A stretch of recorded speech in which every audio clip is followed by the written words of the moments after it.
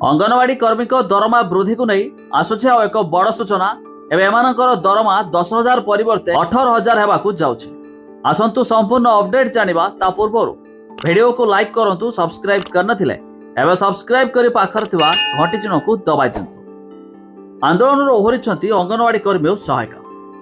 विभाग सचिव सह आलोचना हेबा परे किछि दाबी को स्वीकार करा जायथिबारु आंदोलन रो ओहरिछंती अंगनवाड़ी कर्मी।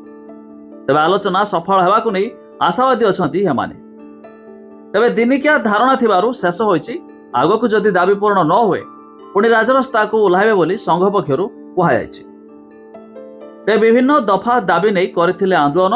मासिक दरमा 10,000 टंकारु वृद्धि करी 18,000 टंका मिलिबा, पिलांको मिलुथुवा खाद्यर टंका बढ़ाइबा, पेंशन लागू सह अवसर समय आर्थिक सहायता मिलिया भली दाबी मध्य करथिले। ताछड़ा पूर्वरु बहिष्कार होइथिबा कर्मी को पुनः नियुक्ति लागि दाबी मध्य करिसंती।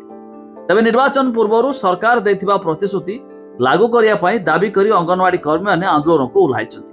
तबे मिलुथिबा सूचना मुताबिक खूब शीघ्र मध्य एमानकर दाबी पूर्ण होई पारे। आ जदि दाबी पूर्ण बे हुए 10,000 परिवर्ते एमानको मिलिबो 18,000 टंका दरमा।